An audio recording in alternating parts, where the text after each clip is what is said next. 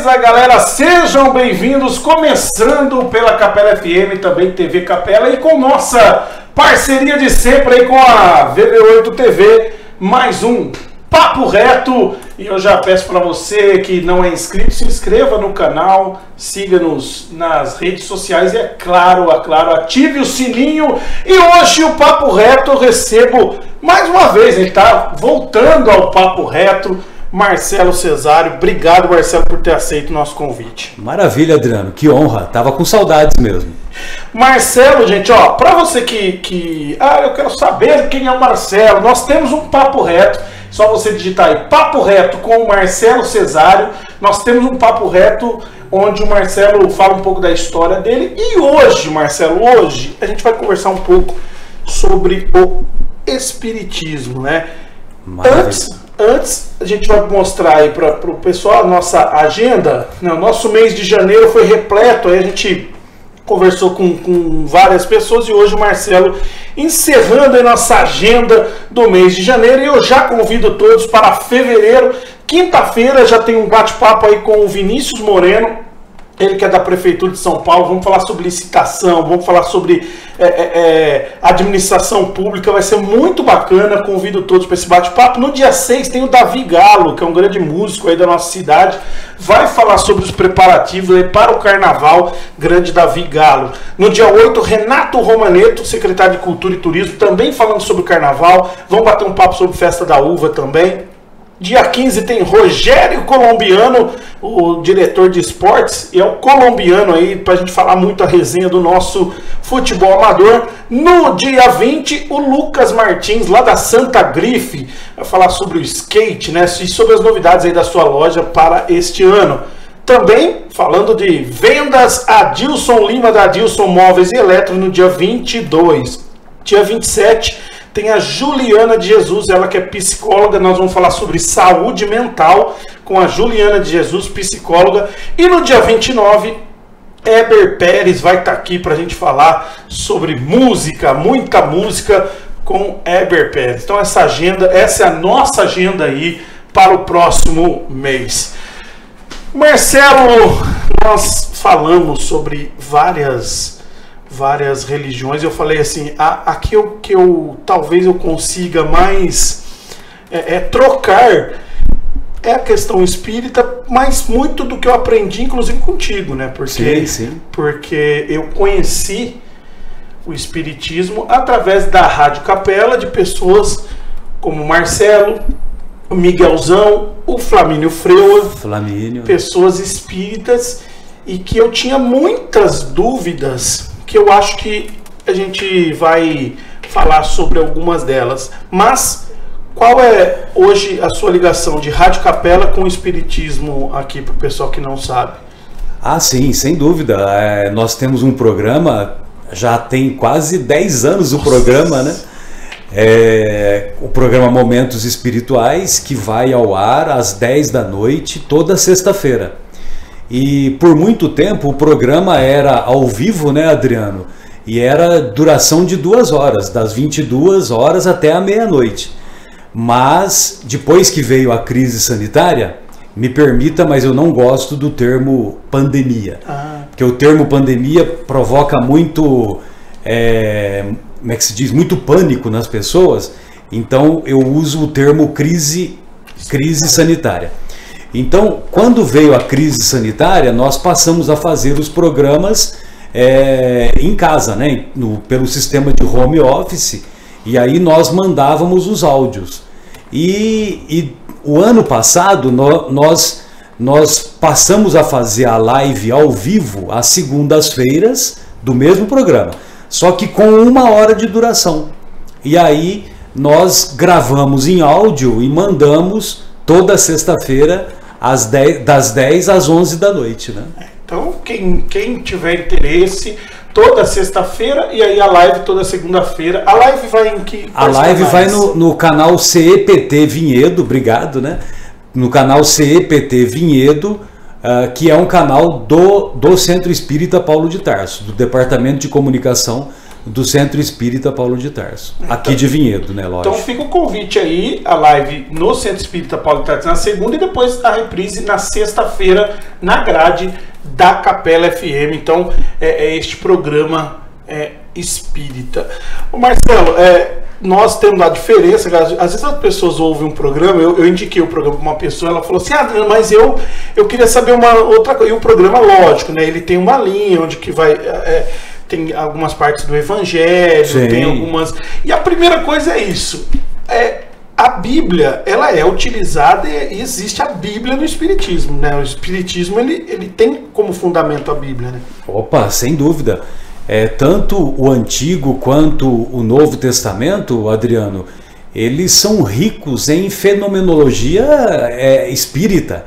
É que lógico que os nomes utilizados eram outros nomes, mas basta ver que toda a história do mundo ocidental teve início com um fenômeno mediúnico, que foi justamente o que ocorreu com o nosso querido Moisés.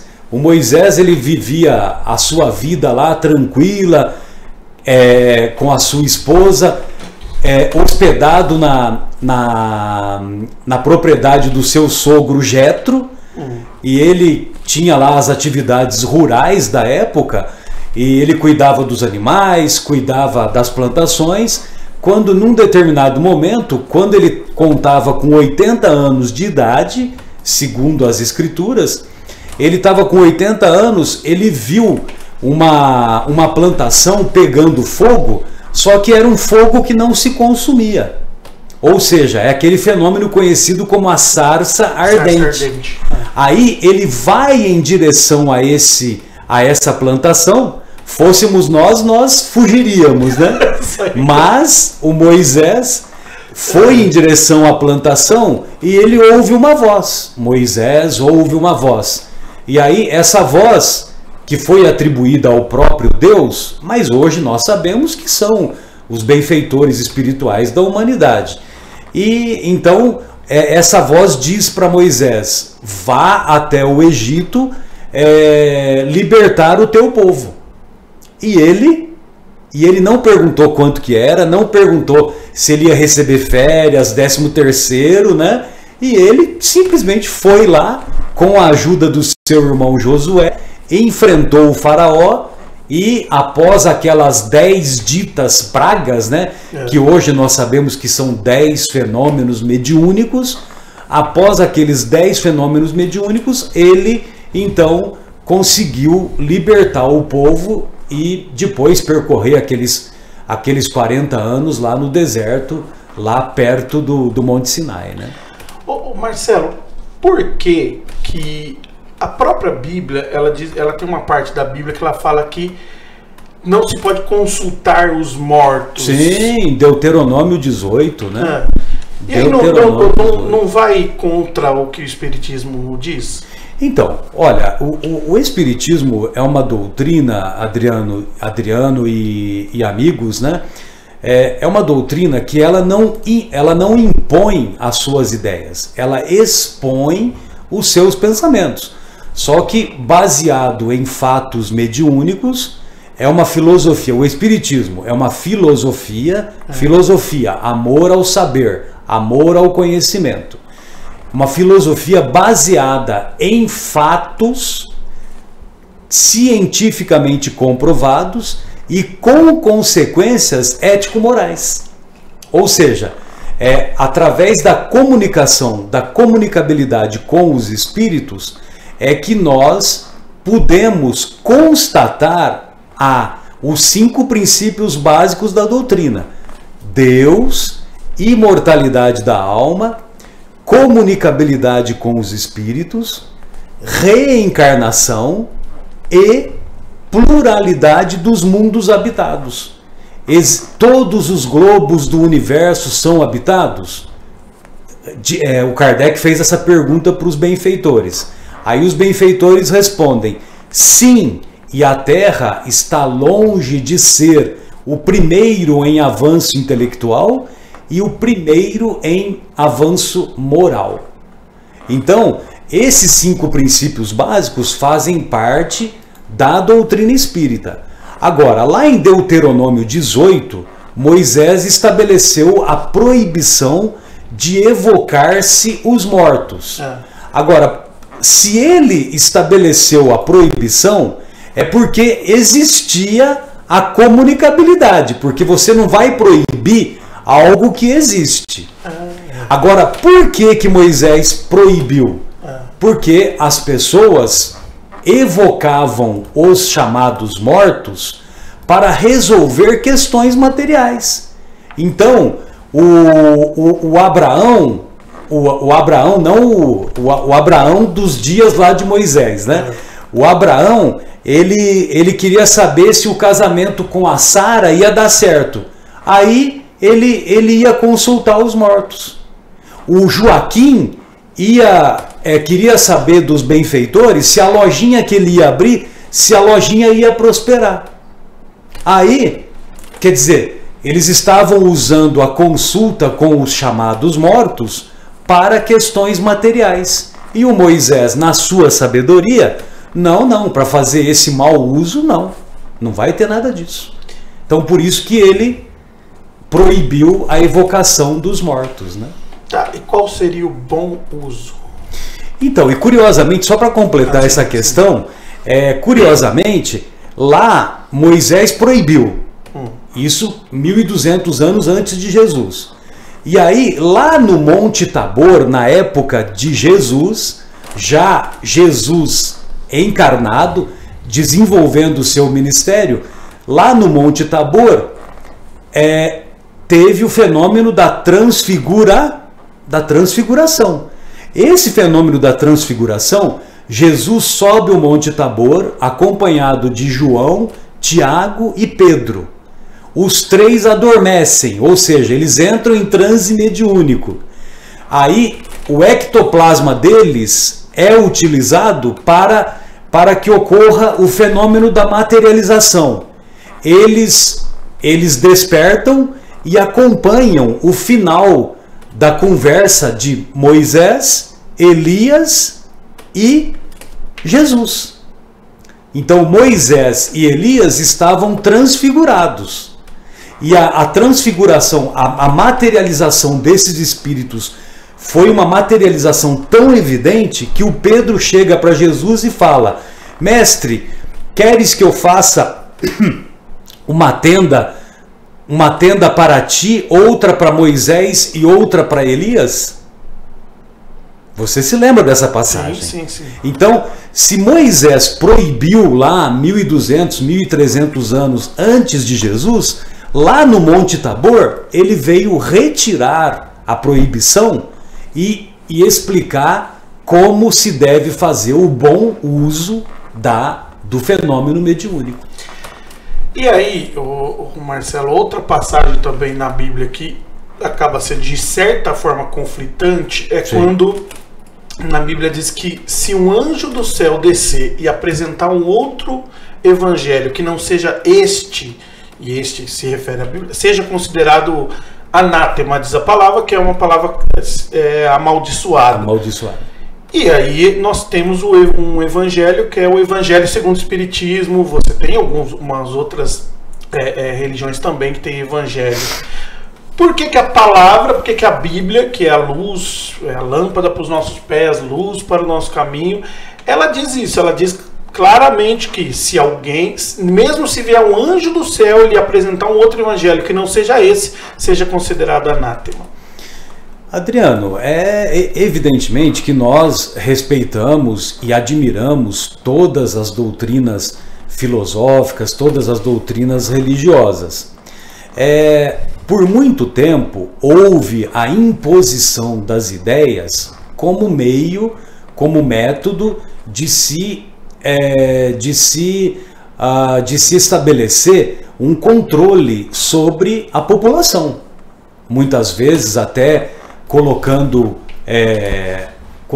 medo, colocando ameaças, colocando imposições as mais diversas que nós acompanhamos ao longo da trajetória. Tem uma mensagem lá no Evangelho segundo o Espiritismo que é atribuída ao Espírito da Verdade. E o Espírito da Verdade, ele diz assim: espíritas, amai-vos, eis o primeiro ensino, instruí-vos, eis o segundo. No cristianismo se encontram todas as verdades. Os erros que nele se verificaram ao longo da história são de origem humana. Então, por exemplo, para responder a sua questão, eu vou colocar lá, porque o Evangelho segundo o Espiritismo seria um anátema, isso, de acordo com a exposição que você fez na sua indagação. Então, o Evangelho segundo o Espiritismo é a terceira obra que o Kardec elaborou, e aí ele explica lá na introdução que o objetivo da obra não foi pegar os atos comuns de Jesus, não foi saber se Jesus nasceu, se Maria era virgem, se não era virgem, não foi pegar aquilo que foi usado pela igreja, sobretudo os nossos irmãos da Igreja Católica, mais tarde para estabelecer os dogmas da igreja. O objetivo não foi nenhum desses. O objetivo foi dar ênfase no ensino moral de Jesus.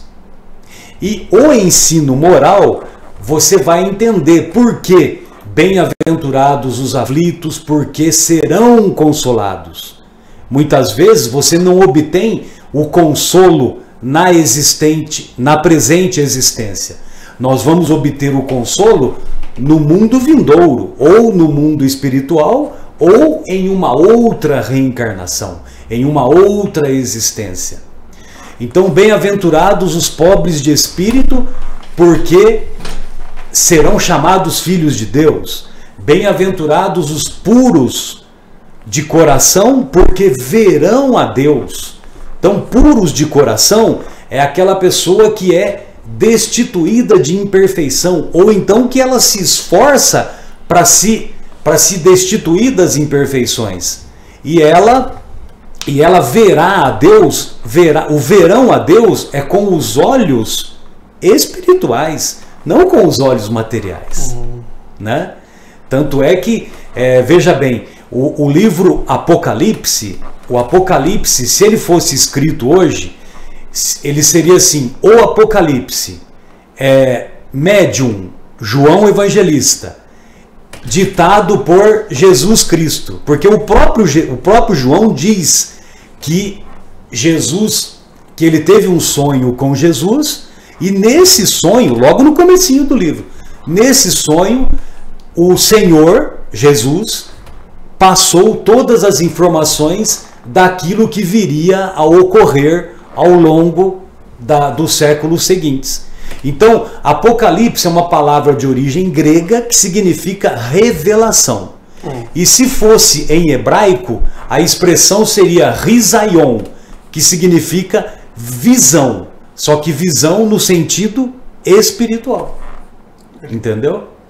E assim vai, né? E aí, o Evangelho, lógico que a base do Evangelho, segundo o Espiritismo, é dar ênfase nos ensinos morais. E são palavras de vida eterna. Ou, quando Jesus conta a parábola do joio e do trigo, não é o que nós observamos hoje, Adriano? Ou seja, deixai crescer o joio e o trigo. Deixai crescer juntos. Porque fica mais fácil de identificar quem é o joio, aquilo que é o joio e aquilo que é o trigo. E aí, o joio vai ser decepado e colocado no fogo. E o trigo vai florescer. Queira Deus que nós nos esforcemos para estarmos entre o trigo. E aí, assim, e vai ser ceifado, é uma pergunta também que muitas pessoas têm na visão do Espiritismo sobre o inferno e sobre o diabo. Diabo que muitas pessoas procuram Deus não porque amam a Deus, mas porque tem medo de ir para o inferno, tem medo de ficar queimando para sempre. Como que o Espiritismo enxerga o diabo e o inferno? Perfeito. Olha, o Kardec ele se preocupou tanto com essa história que ele escreveu um livro chamado O Céu e o Inferno. É o 4º livro da obra. da codificação kardeciana. O primeiro é o Livro dos Espíritos, 1019 questões, né? Perguntas e respostas. Muitas vezes você não sabe o que é melhor, a pergunta elaborada por Kardec ou a resposta, né? Exato. É impressionante as perguntas. E o segundo livro é o Livro dos Médiuns, ou o guia para as pessoas, para os evocadores e para os médiuns. O terceiro livro é o Evangelho segundo o Espiritismo, com ênfase no ensino moral de Jesus. O quarto livro é O Céu e o Inferno, ou A Justiça Divina segundo o Espiritismo. E aí, nesse livro, o Adriano, o Kardec ele vai apresentar depoimentos de espíritos que se encontravam no plano espiritual nas mais diversas situações. Se encontravam numa situação de felicidade, de harmonia espiritual, se encontravam na situação intermediária, nem feliz e também não em sofrimento excessivo, e aqueles nossos irmãos que se encontravam numa situação de sofrimento. Agora, não há espaço, não há o conceito de céu e inferno na doutrina espírita, não é um conceito geográfico, é um conceito de estado de consciência. Tanto é que na questão 614, o Kardec pergunta onde está escrita a lei de Deus. A lei de Deus está escrita na consciência do homem. Quando você está em dúvida se você vai cometer um erro ou um acerto, você tem uma voz na consciência que fala para você: não vai por esse caminho, que esse caminho não está certo. Todos sabemos que você vai se dar mal. E muitas vezes nós queremos ir e nós não temos forças necessárias e acabamos sucumbindo à tentação e caminhamos para o sentido do erro. Isso. E aí, nessa questão mesmo, assim, do próprio caminhar, o sentido do erro, nessa hora, ali é a escolha do ser humano, é a escolha da carne mesmo. Livre-arbítrio. Livre expressão do seu julgamento, do seu arbítrio. Então, por exemplo, quando você fala pecado, pecado é uma palavra de origem latina que significa desviar do alvo. Entendeu? Então, se você desvia do alvo, você cometeu o pecado. Você está praticando as mais variadas imperfeições. Na visão espírita, Adriano, os espíritos foram criados simples e ignorantes. E uma vez que ele foi criado simples e ignorantes, se nós fizéssemos uma trajetória reta, uma trajetória sem desvios, nós nos tornaríamos, pela aquisição de conhecimento e pela aquisição de virtudes morais, nós nos tornaríamos primeiro espíritos bons e depois espíritos puros. Agora, como nós nos desviamos do caminho, nós acumulamos imperfeições, então nós nos tornamos espíritos imperfeitos.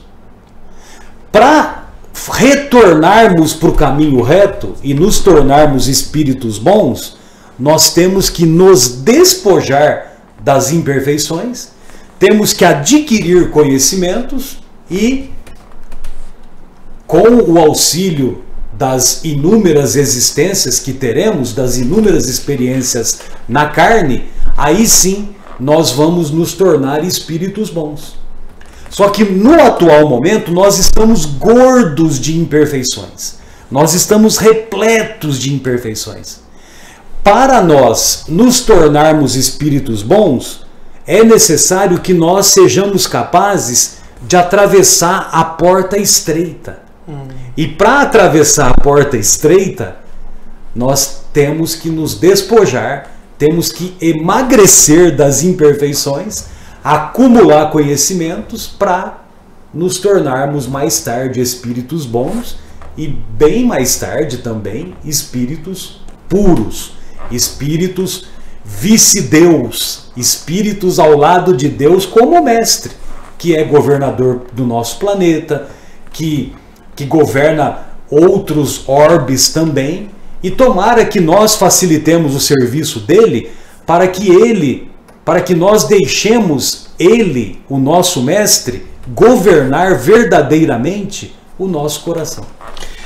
Marcelo, se você quiser tomar água, fica à vontade, viu? Eu vou abrir sim. Tomar água, fica à vontade. Só convidar a todos que estão acompanhando para,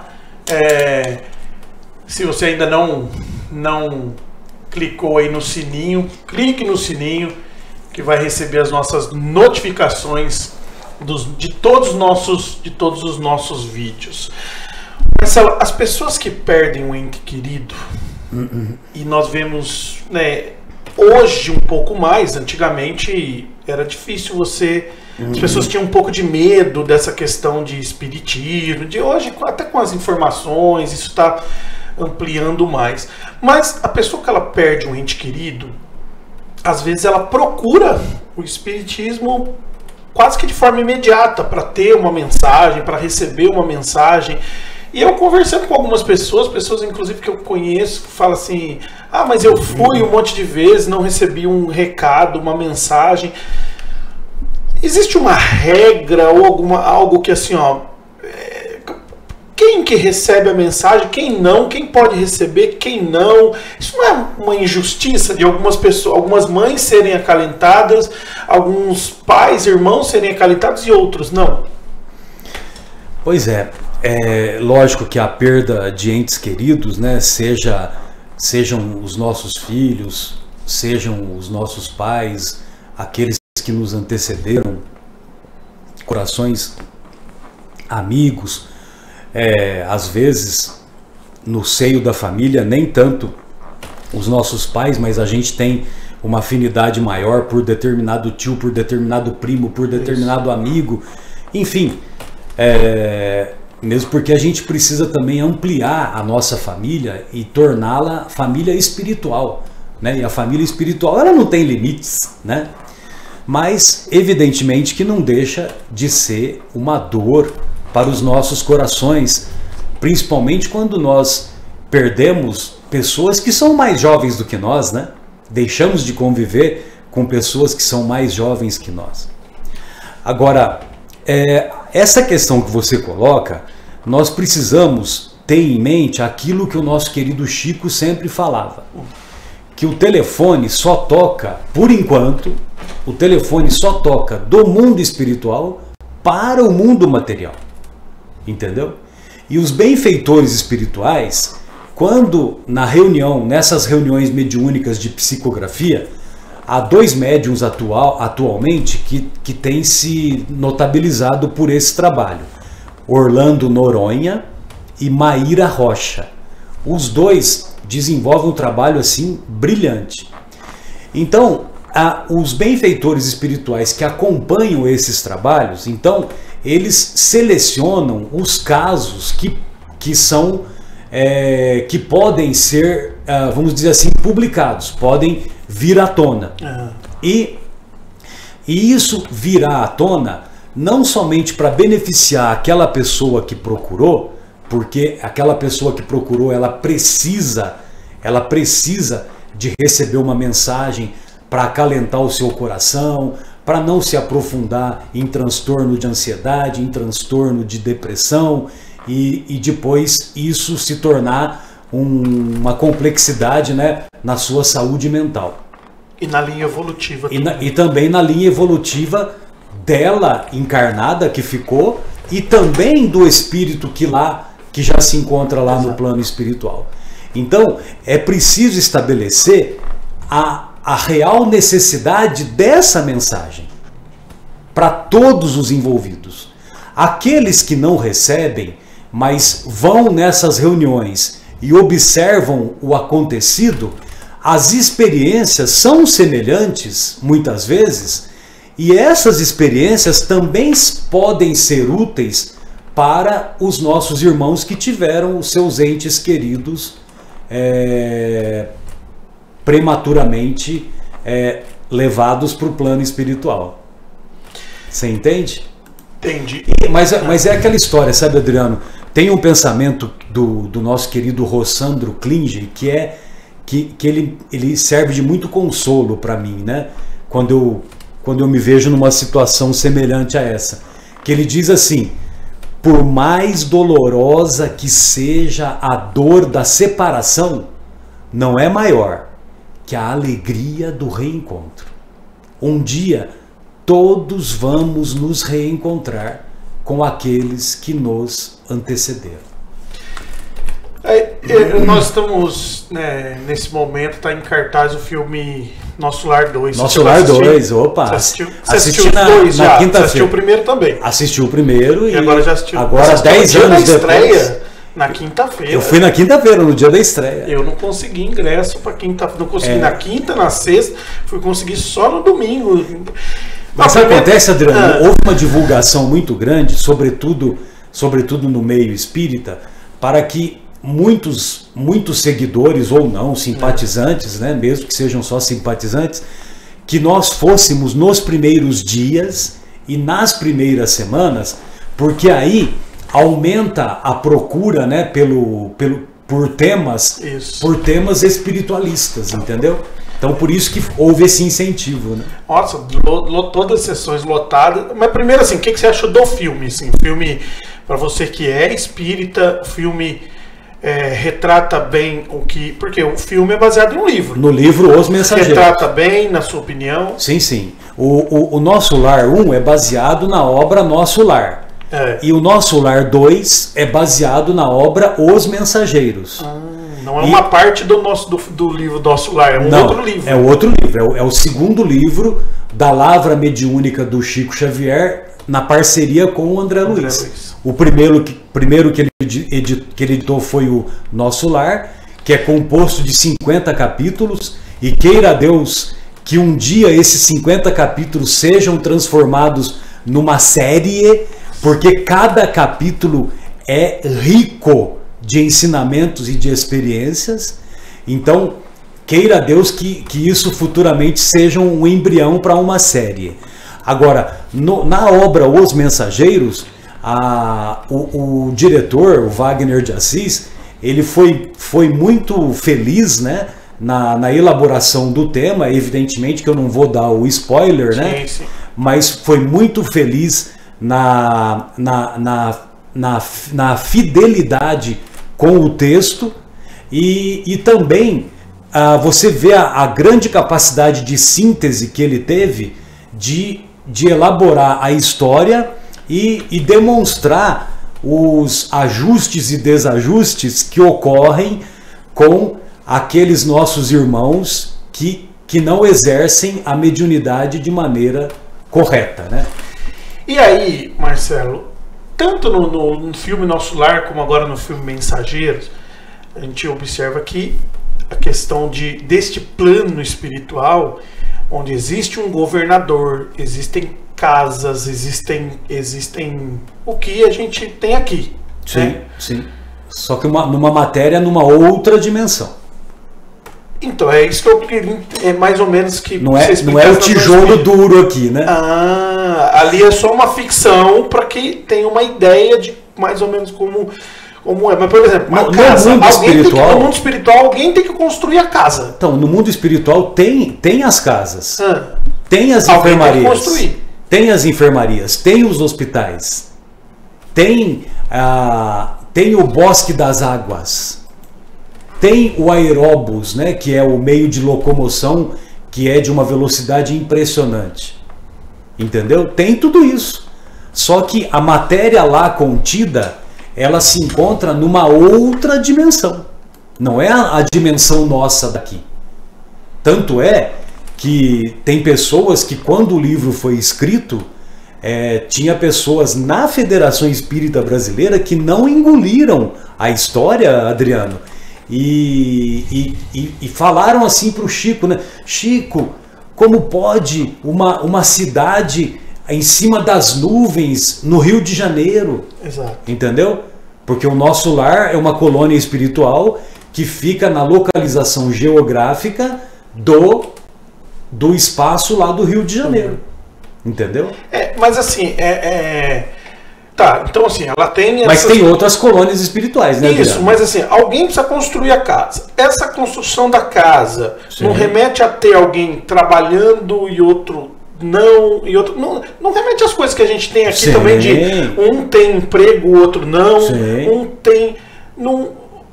E ali não é mais evoluído? Onde que está essa diferença? Então, a diferença existe porque o governador é um governador que é caracterizado pela implantação da justiça em todos os sentidos e com todas as pessoas, com todos os espíritos que lá convivem. E a base da governança é pela meritocracia. Hoje, nós falamos muito de meritocracia aqui no nosso planeta, mas nós estamos longe de executar essa meritocracia aqui. Eu estou falando no nosso planeta, não estou falando somente no nosso país. Sim. Então, essa meritocracia, por exemplo, como é feito o pagamento do salário aos moradores do nosso lar? O salário é feito pelo bônus hora. Bônus hora é a hora real trabalhada. Se ele trabalha 1 hora, ele vai acumular 1 hora por dia. Agora, se ele trabalha 8 horas, 10 horas, 12 horas, ele vai acumular esses 12 bônus hora. E isso vai servir de capital para que ele possa obter algumas permissões. Então, se você pegar lá a obra Nosso Lar, tem uma personagem chamada Narcisa, que, pela descrição do André Luiz, Adriano, eu fico cansado só de perceber o tanto que ela trabalha. E ela trabalhava porque ela queria acumular um bônus horas, vamos dizer assim, em excesso, para poder beneficiar os entes amados dela, tanto encarnados quanto desencarnados. Você entendeu? Entendi. Agora, ele também conta lá pessoas que tinham oportunidades de exercer esse bônus hora, só que ficavam só na lamentação. Não queriam saber de arregaçar as mangas e ir ao trabalho. E o trabalho lá é em favor do próximo. Tanto é que bônus hora para as pessoas que ensinam lá são duplicadas. Duplicadas. Tá vendo? Os nossos professores, muitas vezes eles acham ruim que o salário está achatado aqui no nosso planeta, e tá mesmo, né? Em nosso país, então, nem se fala. Mas lá no mundo espiritual, na colônia Nosso Lar, é dobrado. Então, no plano espiritual também existe o livre-arbítrio. Se a pessoa não fizer, ela tem a opção de não vou fazer. Sim. Não vou chegar lá e vou ficar sentado lá na beira do lago. Sim, mas ela vai caminhar para transtorno mental, entendeu? Porque o egoísmo e o orgulho, eles levam, tanto no plano material quanto no espiritual, Adriano, eles levam a deficiência mental. E aí o que vai acontecer com esses nossos irmãos? Eles foram auxiliados, eles estão lá no plano, lá na colônia Nosso Lar, que é uma colônia de refazimento, embora ela se encontre no umbral. O umbral a colônia Nosso Lar, ela está dentro do umbral. Exatamente. O umbral são as regiões inferiores. Só que a colônia Nosso Lar é uma cidade que foi erguida com essa finalidade de servir de um entreposto para as pessoas se recuperarem e darem continuidade, entendeu? Mas na verdade ela não se encontra no 7º céu, lá no dizer de Paulo.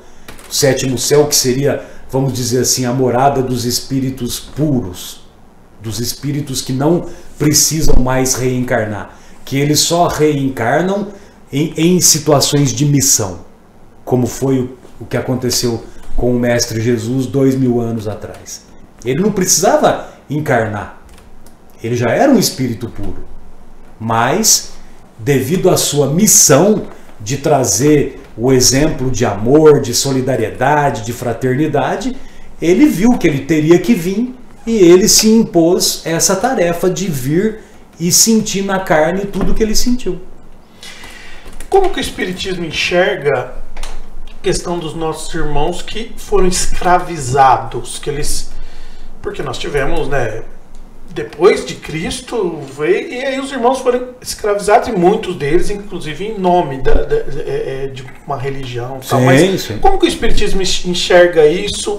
Esses espíritos, esses irmãos escravizados, eles, nessa passagem deles, eles evoluem mais que os outros? Ou era uma missão ser escravizado? Não era uma missão, porque você, um homem, escravizar outro homem, não é de acordo com a lei de Deus, né?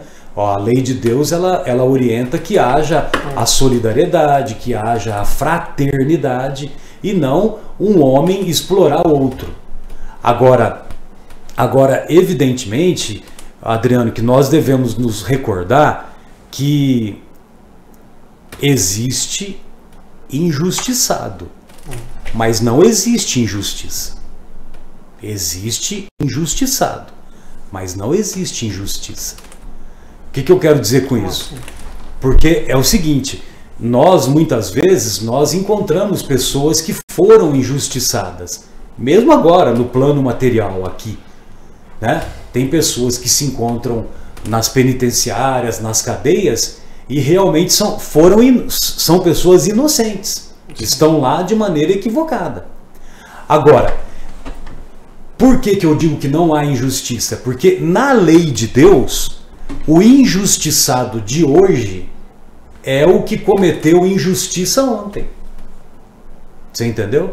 Por isso que na perspectiva reencarnatória fica fácil você compreender a visão superior da justiça divina. Então, por isso que eu lhe digo, né, que existe injustiçado, mas não existe injustiça. Isso foi uma das coisas, Marcelo, que assim me fez...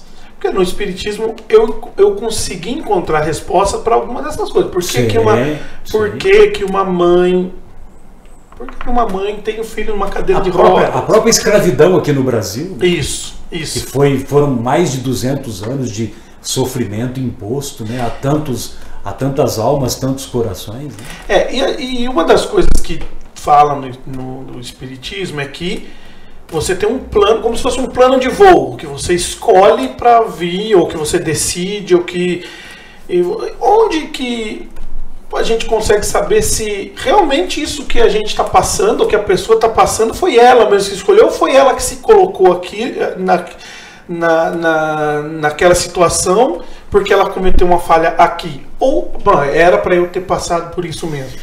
Então, porque tem situações que dependem, podemos dizer, né, com muita frequência, que depende do estado evolutivo do espírito encarnado. Então, por exemplo, se um espírito se encontra lá no mundo espiritual, preparando a sua próxima reencarnação, ele tem muitas imperfeições, mas ele tem muitos méritos. E esses méritos que ele possui, ele em conjunto com os benfeitores espirituais que vão patrocinar a próxima existência dele, então eles se reúnem com esses benfeitores e vão programar a próxima existência. Quando eles vão programar a próxima existência, Adriano, eles vão programar os principais acontecimentos. Os principais acontecimentos, aonde vai nascer, em qual cidade, qual vai ser a família. Então tudo isso é feito antes da pessoa reencarnar, da pessoa entrar na carne.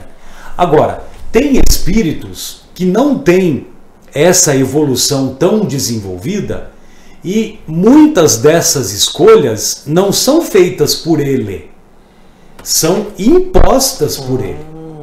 São impostas por ele por causa dos muitos débitos que ele tem.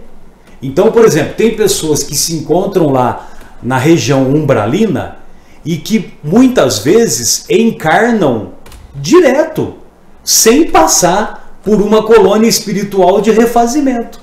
Entendeu? Por quê? Porque eles são espíritos teimosos, são espíritos renitentes, são espíritos de difícil... que não admitem a resignação, que não admitem a aceitação, entendeu? Enfim, espíritos teimosos mesmo. Então, esses espíritos, a reencarnação, ela vai ser imposta a eles. E aí, a gente entra numa coisa que são laços familiares. Laços familiares, a pessoa... Às vezes tem pessoas da mesma família e um amigo, alguém que parece que é mais da família do que você, daquele amigos que são mais próximos que irmãos, tal. Mas nós temos a questão do casamento. Tem pessoas que têm 1, 2, 3. Então, mas esses que estão no terceiro casamento, no quarto casamento, no quinto casamento, eles estão procurando a felicidade, né, Adriano? Então, mas e na maneira espírita, às vezes 3, 4, 5 não consegue achar. São espíritos teimosos. Tá tentando. Mas e a questão espiritual? Porque também é algo que eu observei nos filmes e também nos livros, que alguns laços eles continuam ali espiritualmente. E como que faz? Por exemplo, o cara que ele casou 3 vezes, quando ele chegar no plano espiritual, as 3 ex-mulheres dele estão lá. E aí? O que acontece? Então, é curioso você lembrar isso, porque eu vou me recordar do caso Tobias, né, que é lá no livro Nosso Lar, né? E o Tobias, ele teve dois relacionamentos, entendeu? E esses 2 relacionamentos, as 2 mulheres, quando chegaram lá no mundo espiritual, depois que elas entraram no acordo, que houve um perdão recíproco, né? Elas passaram a conviver bem, não somente entre elas, como também com o Tobias, entendeu? E o Tobias foi muito importante, porque o Tobias, ele também, espiritualmente, ele evoluiu muito, e ele foi o primeiro a dar o passo para que houvesse a reconciliação entre todos, né? E isso fez com que houvesse uma harmonia na convivência, nesse caso, de 2 ex-mulheres dessa personagem chamada Tobias. Hoje, mesmo assim com a visão de encarnados, é muito comum nós vermos uma mulher que está no 2º, no 3º, no 4º relacionamento. E também o homem também, a mesma coisa. Sim. E você vê que teve filho com a primeira, teve filho com a segunda, teve filho com a terceira, ou seja, são famílias assim que vão se ampliando, né?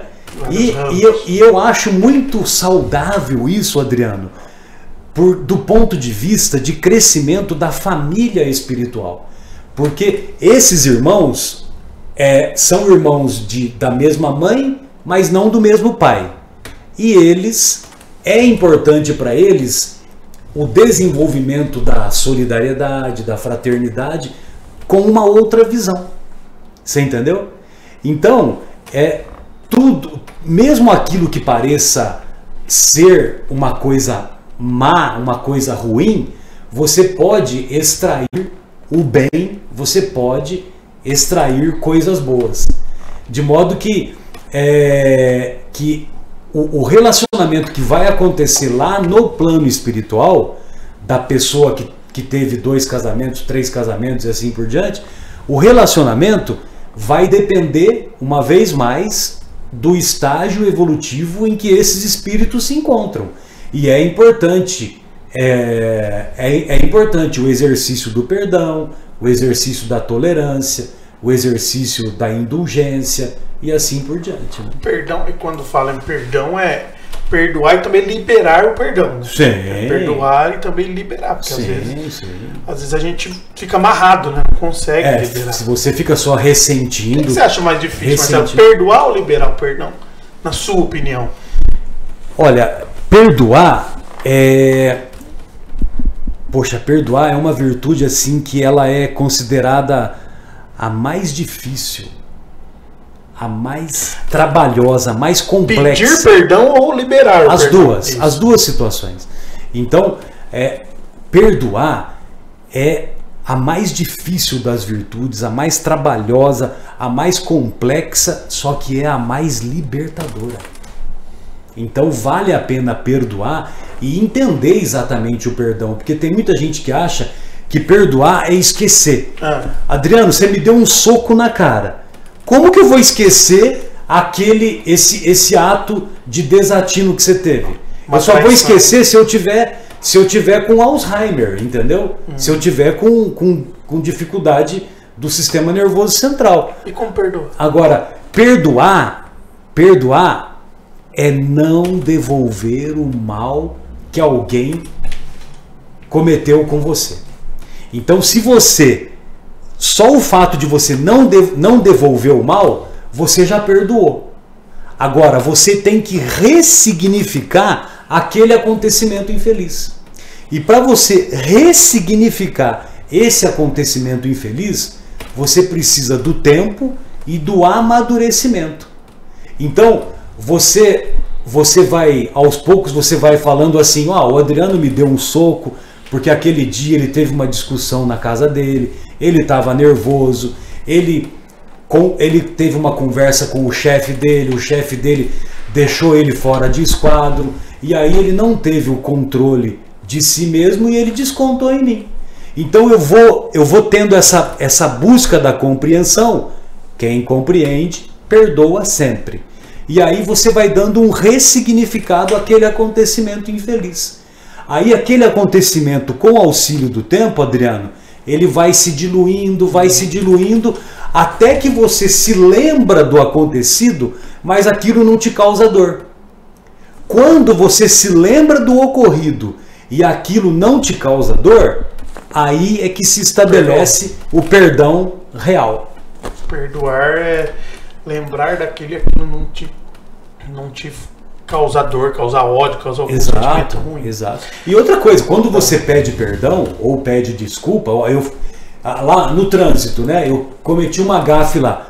Imediatamente eu já falo, fui eu que errei. Isso. Entendeu? Agora, se o cara não quer me desculpar, o problema é dele. Mas você pediu. O problema é dele. Eu dei o meu passo. Agora, se ele não quer me desculpar, se ele quer arrumar confusão, primeiro porque eu não vou descer do carro.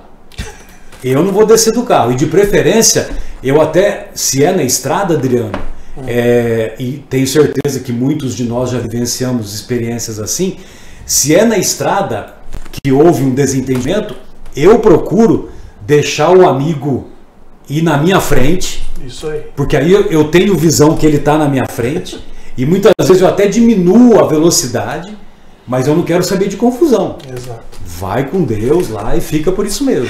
Essa é a melhor coisa que tem. Mas quando a gente teve a nossa conversa, foi quando o Papo Reto surgiu, né? Foi ali na pandemia. Na verdade, o Papo Reto surgiu por conta da crise sanitária.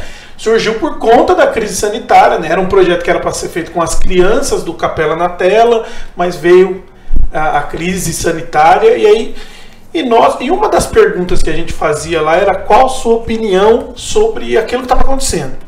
Hoje eu tenho perguntado para as pessoas o que você acha que a gente aprendeu, se a gente aprendeu algo, se a gente não aprendeu. Qual a sua opinião sobre isso? Bom, isso é uma questão muito individual, né? Sim, porque tem pessoas. Sua opinião. Porque tem pessoas que a crise, antes da crise sanitária, eram egoístas, eram intolerantes e continuaram egoístas, continuaram intolerantes, continuaram orgulhosas e assim por diante. Agora, da nossa parte, nós devemos nos esforçar para compreender que uma crise de tal dimensão que ela deveria ser útil para que nós passássemos a nos colocar verdadeiramente do lugar dos outros, né?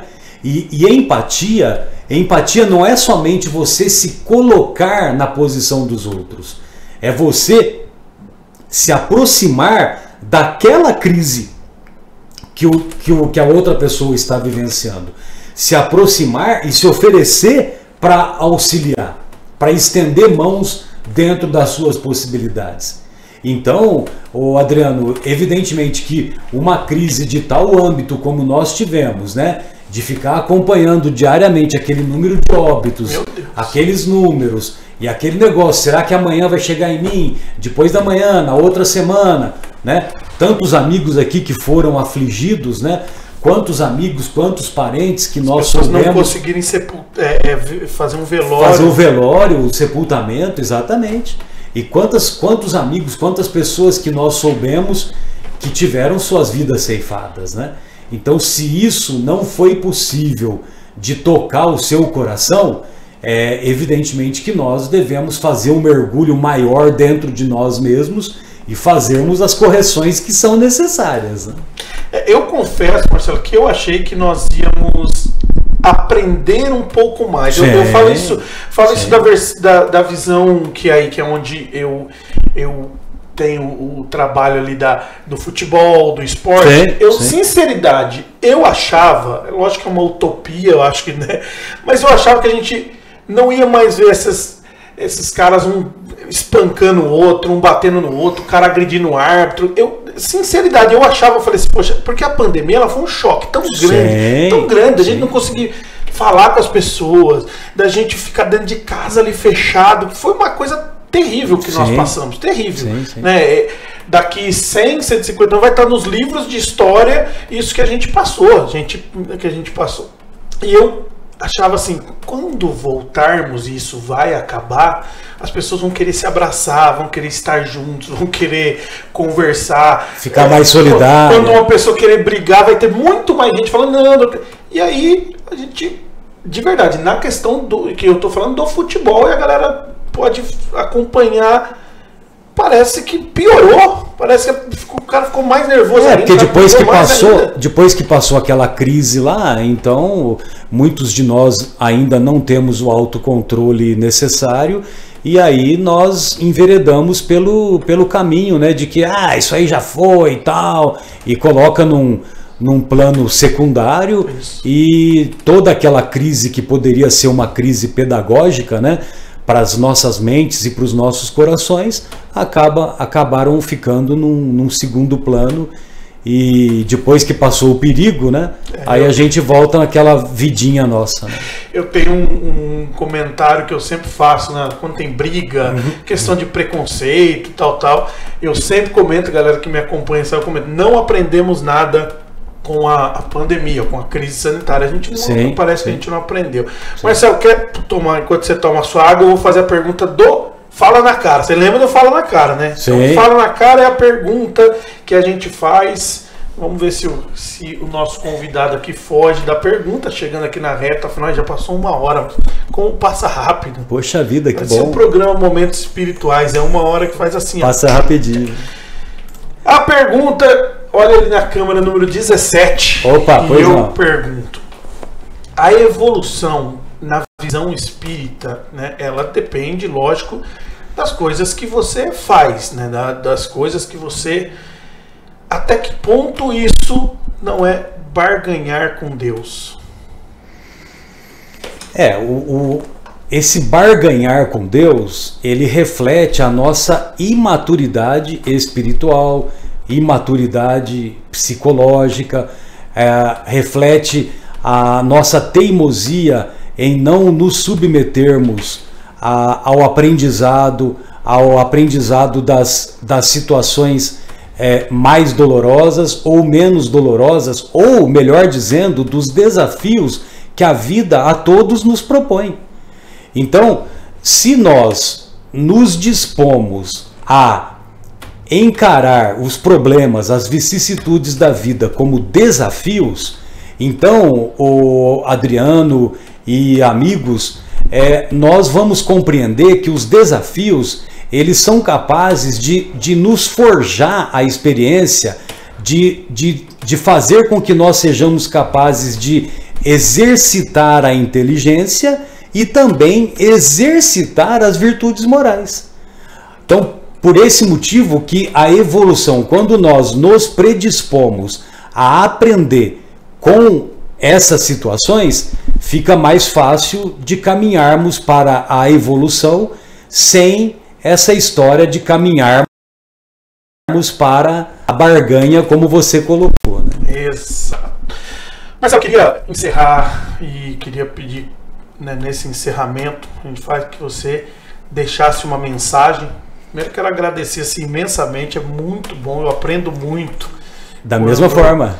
E eu também. Falo contigo, quando às vezes, gente, eu mando mensagem pro Marcelo perguntando alguma coisa. Então, assim, a sua paciência com a gente, porque às vezes é algo que fala, poxa, mas e realmente são dúvidas que a gente tem, né? E também a gente gosta de tirar dúvidas das outras pessoas quando perguntam sobre a fé ali que a gente acredita. Então, eu quero agradecer imensamente o seu auxílio com a gente aqui enquanto rádio, enquanto comunidade. Então, muito obrigado. E aí, fique à vontade que você deixasse uma mensagem para as pessoas. Adriano, para mim é uma honra e uma alegria incomensurável, né? Poxa vida, quisera esse programa pudesse ser cada vez mais frequente, né, esses encontros. E eu até estava vendo no início do programa, quando você falou a agenda de fevereiro, eu fiquei agradavelmente surpreso, porque você vai falar sobre skate, sobre saúde mental, sobre música, carnaval. Música. Acho fantástico essa pluralidade, né?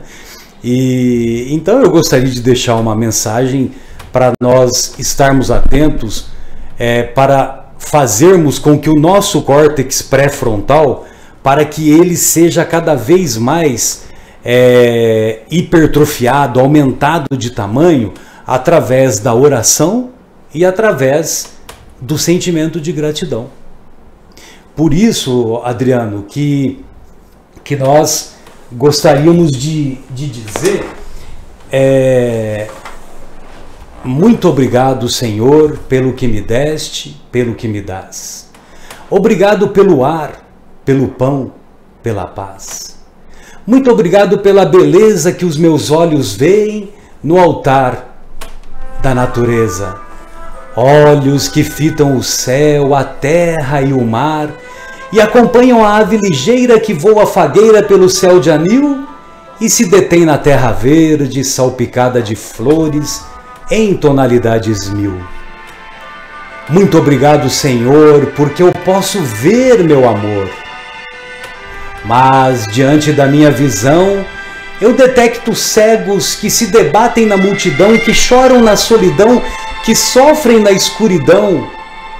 Por eles eu oro e a Ti eu imploro comiseração, porque eu sei que depois desta lida, na outra vida, eles também enxergarão.